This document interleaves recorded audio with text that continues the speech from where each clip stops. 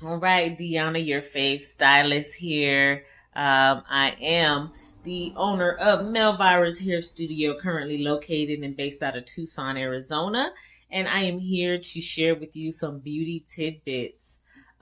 This one is going to be for the educators, okay? People that share their knowledge openly, willingly, for salon owners and leaders that are very, very open about their techniques and that are very, very open about just the small details whenever they teach things.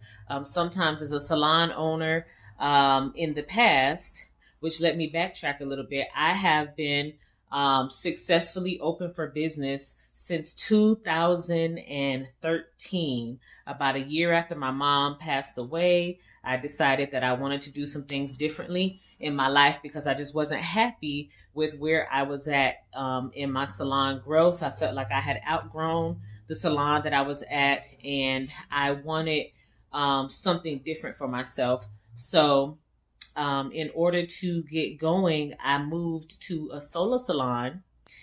And for those of you that's not familiar with a solar salon, it's a small itty bitty salon room that gives you access to a sink, your plugs, shelves, and things of that nature to give you a private space to service your clients. But it's like a little small personal hair salon.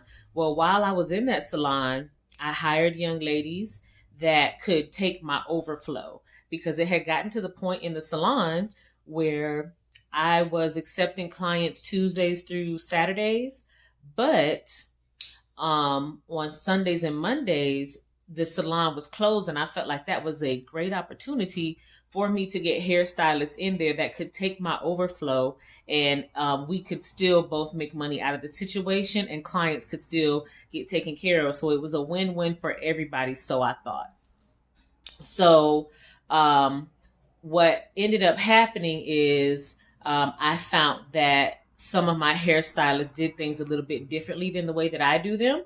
And that ended up causing a problem because I had to start making time to train them so that we would be both giving the same quality of service. Well, what I found was in that time when I was training them, some people would do things like they will come and they will not be as committed as you think that or thought that they were, and they would end up finding a way to take those clients to their house so that they can keep 100% of the money, even though you were the salon that was providing the clients for them.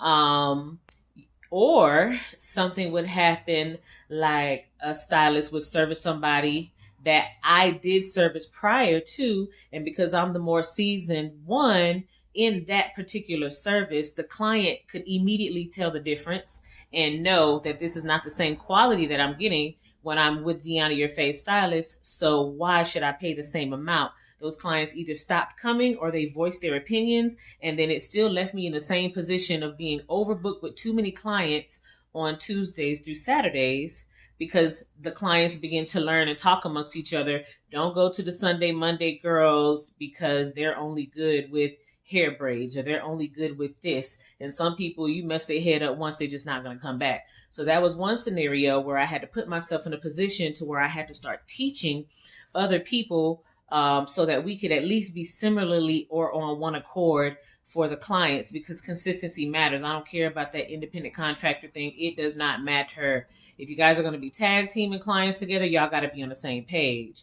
So then the next thing is my salon. I decided to stop working with Sunday, Monday girls at the solar salon because it just really became too hard for me to find time to train people. And when I did, I didn't feel like they valued it. Like I said, they would take the clients home and, they would, clients will do something cheaper.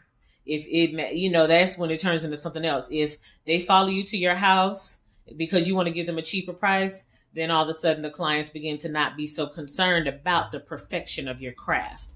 Okay, so that also goes to watching who you hire. Everybody is not for you and everybody is not for the team. And sometimes it sucks, but you have to figure that out the hard way. So the next situation is I outgrew the solar salon and I ended up at my bigger salon, which is Melvirus Hair Studio Part 2.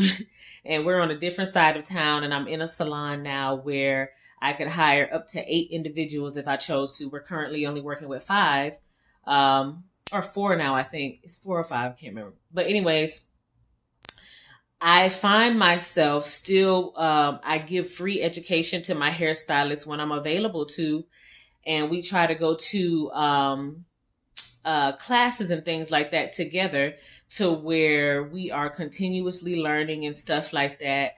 And what happens is, even I still have an overflow of clients, even though I have more people. In order for my clients to get the same or similar with some of the services, then I have to train my hairstylists. And then a lot of my hairstylists came on as what I like to call kitchen beauticians. They didn't go to beauty school. Just like most black girls like myself, we learn how to do hair at home, and we're just always doing it. And then it just becomes something that just grows with you, and you get better at it. And luckily, in the state of Arizona, you don't need a license to do natural hair.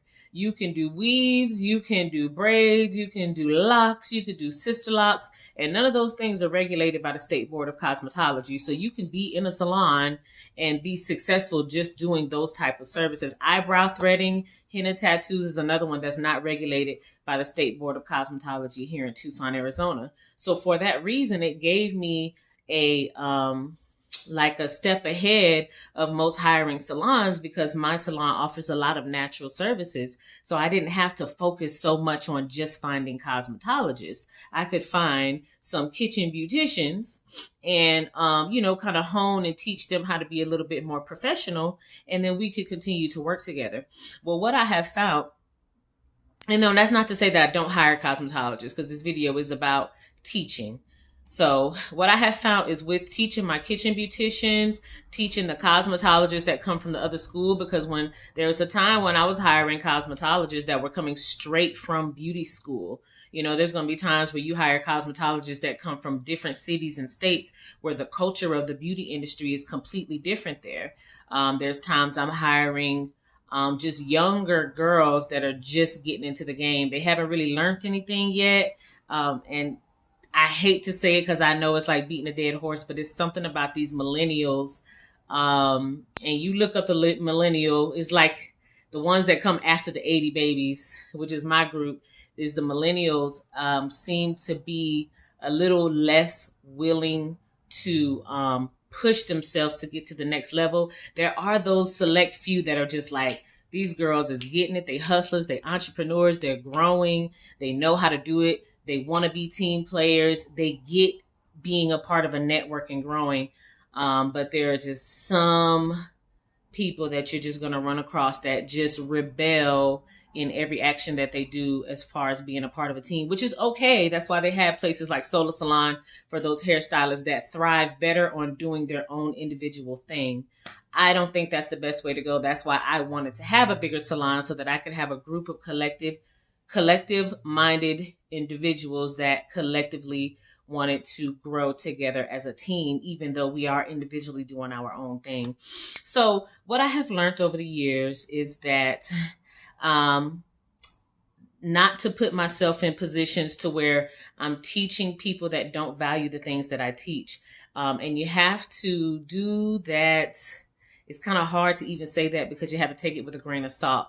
Let's just say that there's been times when I have shared intellectual property with hairstylists that has taken that intellectual property and left and gone and taught other people as if it was their experience, and their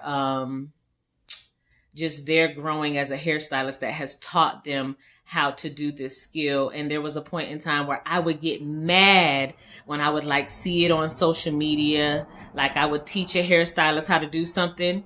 They would run off and then create their own little course or class or something.